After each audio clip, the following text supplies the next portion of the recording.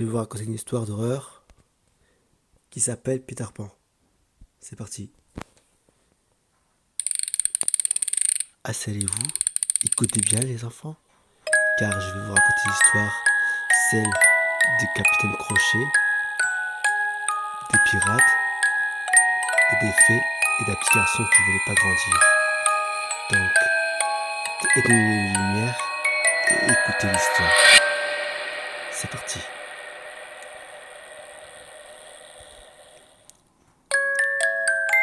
Il y avait un petit garçon qui s'appelait Michel, qui aimait entendre leur grande sœur raconter l'histoire de Peter Pan. Mais à force que leur grande sœur leur racontait l'histoire, un bon soir, nuit de pleine lune, un cri fait réveiller leur grande sœur. Il disait qu'une entité se glissait en dessous des couvertures pour leur faire peur.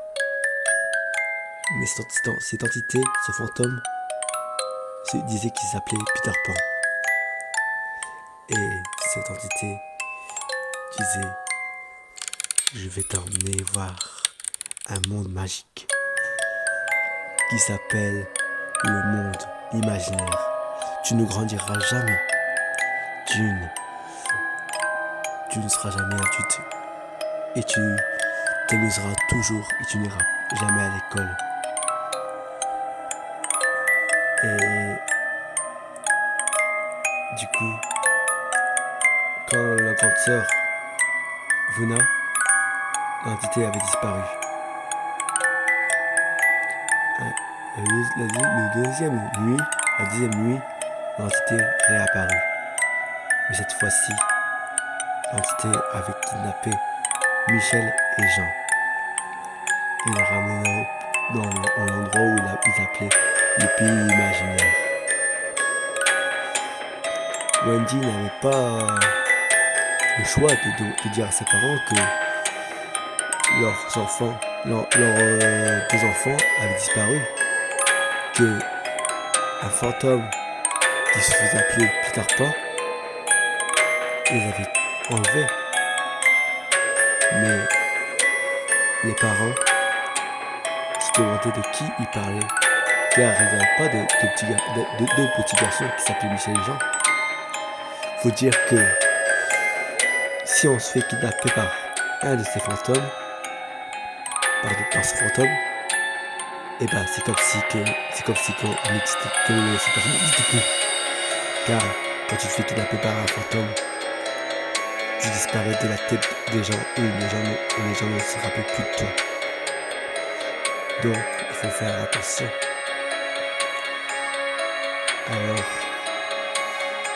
Wendy dormant dans la chambre des enfants, des deux frères, et le fantôme voulait une mère aussi. Il réapparut. Mais Wendy essayait de se défendre, mais rien y faire, car elle ne pouvait pas le tuer, car ce fantôme était mort depuis longtemps.